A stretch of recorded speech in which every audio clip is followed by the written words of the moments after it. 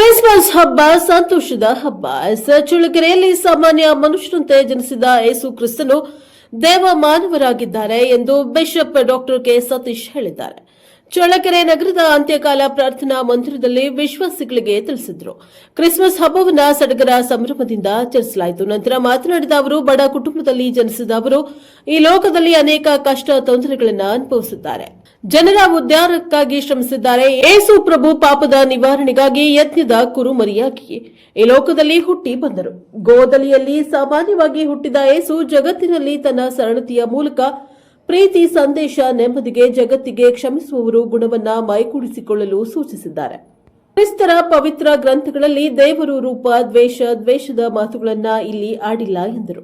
ಸುಮಾರು 2000 ವರ್ಷಗಳ ಹಿಂದೆ ಬೆತ್ಲೆಹೆಮ್ ನಗರದಲ್ಲಿ ಹಸುವಿನ ದರದ ಕೊಟ್ಟಿಗೆಯಲ್ಲಿ ಯೇಸು ಜನಿಸಿದ್ರು. ಮಾನವ ಕುಲಕ್ಕೆ ಮನುಷ್ಯತ್ವದ ಪಾಠ ಹೇಳಿ ಕತ್ತಲಿನಿಂದ ಬೆಳಕಿನತ್ತ ಕರೆದುಕೊಂಡು ಹೋದ ಹೆಗ್ಗಳಿಕೆ ಯೇಸು ಕ್ರಿಸ್ತನಿಗೆ ಸಲ್ಲಬೇಕು ಎಂದರು. Bureau report, Harish, Prajaprabha TV, Chitradurga.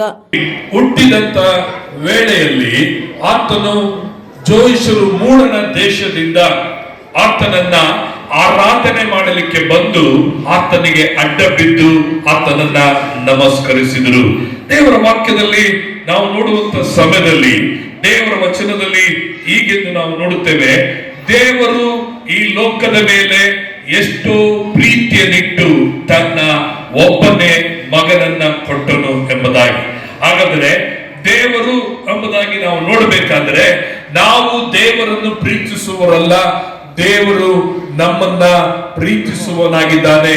ದೇವರು ನಮ್ಮನ್ನ ಪ್ರೀತಿಸಿದ ನಿಮಿತ್ತವಾಗಿ ತನ್ನ ಒಬ್ಬನೇ ಮಗನಾದ ಯೇಸುವನ್ನ ಈ ಲೋಕಕ್ಕೆ ಆತನು ಕಳಿಸಿಕೊಟ್ಟನು. ಪ್ರೇರೆ, ಯೇಸು ದೇವದೂತರಿಗೆ ಮತ್ತು ನೀತಿವಂತರಿಗೆ, ನ್ಯಾಯವಂತವರಿಗೆ ಅಥವಾ ಶಾಸ್ತ್ರಗಳನ್ನ ಕೈಗೊಂಡವರಿಗಾಗಿ ಯೇಸು ಬರಲಿಲ್ಲ.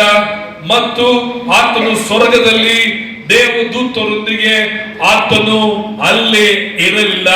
ಆತನು ನಮ್ಮನ್ನು ಪ್ರೀತಿಸಿದ ನಿಮಿತ್ತವಾಗಿ ಈ ಲೋಕಕ್ಕೆ ತಂದೆಯಾದ ದೇವರು ತನ್ನ ಮಗನಾದ ಯೇಸುವನ್ನ ಆತನು ಕಳಿಸಿಕೊಟ್ಟನು. ಯೇಸುವೆ ಈ ಕ್ರಿಸ್ಮಸ್ಗೆ ಕಾರಣಕರ್ತನಾಗಿದ್ದಾನೆ. ಯೇಸುವೆ ಕಾರಣನಾಗಿ ಕಾಣಲ್ಪಡಲಾಗಿದ್ದಾನೆ.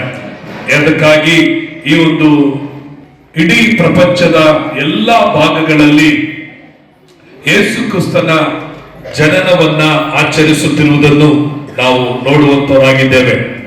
ಆದರೆ ಇದು ಯೇಸು ಕ್ರಿಸ್ತನ ಒಂದು ಜನನ ಮಾತ್ರವೇ ಆಗಿರದೆ ಇದೊಂದು ಹಬ್ಬವಾಗಿ ಇರದಂತೆ ಇದೊಂದು ನೋಡಬೇಕಾದರೆ ಇದೊಂದು ನಮಗೆ ಸಂತೋಷದ ಒಂದು ದಿನವಾಗಿ ಕಾಣಲ್ಪಡುತ್ತದೆ. ಹಬ್ಬ ಎಂಬುದಾಗಿ ನೋಡಬೇಕಾದರೆ ಹೊಸ ಬಟ್ಟೆ ಹಾಕುವುದು ಮತ್ತು ಹಬ್ಬ ಎಂದು ನೋಡಬೇಕಾದರೆ ಅದರಲ್ಲಿ ಊಟ ಮಾಡುವುದು ಈ ರೀತಿಯಾಗಿರುವಂತದ್ದಾಗಿದೆ. ಆದರೆ ಕ್ರಿಸ್ಮಸ್ ಹೊಸ ಬಟ್ಟೆ ಹಾಕುವುದು ಮಾತ್ರವಲ್ಲ, ಬರೀ ಊಟವನ್ನ ಮಾಡುವುದು ಮಾತ್ರವಲ್ಲ, ಕ್ರಿಸ್ಮಸ್ ಅಂದ್ರೇನೆ ಎಲ್ಲರಿಗೂ ಸಂತೋಷದ ಒಂದು ಹಬ್ಬವಾಗಿ ಕಾಣಲ್ಪಡುವಂತದ್ದಾಗಿದೆ. ಈ ಲೋಕದಲ್ಲಿ ಅನೇಕ ಹಬ್ಬಗಳು ಉಂಟು, ಹಬ್ಬಗಳನ್ನ ಆಚರಿಸುವವರು ಉಂಟು. ಆದರೆ ಈ ಒಂದು ಕ್ರಿಸ್ಮಸ್ ಇದೊಂದು ಹಬ್ಬ ಮಾತ್ರವೇ ಅಲ್ಲದೆ ಇದು ನಮ್ಮೆಲ್ಲರಿಗೂ ಸಂತೋಷವನ್ನ ಕೊಟ್ಟಂತ ಒಂದು ದಿನವಾಗಿ ಕಾಣಲ್ಪಡುತ್ತದೆ. ಆದುದರಿಂದ ಈ ಒಂದು ಕ್ರಿಸ್ಮಸ್ ಅಲ್ಲಿ ದೇವರ ಪ್ರೀತಿ ಎಷ್ಟು ನಮ್ಮ ಮೇಲೆ ಅಪಾರವಾಗಿದೆ ಎಂಬುದನ್ನ ನಾವು ನೋಡಲಿಕ್ಕೆ ಸಾಧ್ಯವಾಗುತ್ತದೆ. ಪ್ರಿಯ ದೇವಜನರೇ, ಕ್ರಿಸ್ಮಸ್ ಅದರ ಅರ್ಥ, ಕ್ರಿಸ್ತ ಅಂದ್ರೆ ಕ್ರಿಸ್ತನು, ಯೇಸು ಎಂಬುದಾಗಿ, ಮಾಸ್ ಎಂಬುದಾಗಿ ನೋಡಬೇಕಾದರೆ ಆರಾಧನೆ, ಕ್ರಿಸ್ತನಿಗೆ ಆರಾಧನೆ ಎಂಬುದಾಗಿ ನಾವು ನೋಡುತ್ತೇವೆ. ತನಗೆ ಚೊಚ್ಚಲ ಮಗನನ್ನು ಎತ್ತು ಒಂದು ಬಟ್ಟೆಯಲ್ಲಿ ಸುತ್ತಿ ಛತ್ರದಲ್ಲಿ ಅವರಿಗೆ ಸ್ಥಳವಿಲ್ಲದ ಕಾರಣ ಅವನನ್ನ ಗೋದಲಿಯಲ್ಲಿ ಮಲಗಿಸಿದರು. ಯೇಸು ಹುಟ್ಟಿದಂತ ಸ್ಥಳ ಒಂದು ಯಾವ ಸ್ಥಳವಾಗಿತ್ತು ನೋಡಬೇಕಾದ್ರೆ ಗೋದಲಿಯಲ್ಲಿ ಯೇಸು ಆತನನ್ನ ಮಲಗಿಸಿದರು. ಆತನಿಗೆ ಒಂದು ಸ್ಥಳ ಇರಲಿಲ್ಲ. ಯೇಸು ಹುಟ್ಟಿದಂತ ಒಂದು ಸ್ಥಳ ಒಂದು ಅರಮನೆಯಲ್ಲಿ ಹುಟ್ಟಲಿಲ್ಲ, ಅಥವಾ ಅವನನ್ನ ಮಲಗಿಸಿದ ಒಂದು ಸ್ಥಳ ಒಂದು ಚಿನ್ನದ ಹಾಸಿಗೆ ಆಗಿರಲಿಲ್ಲ.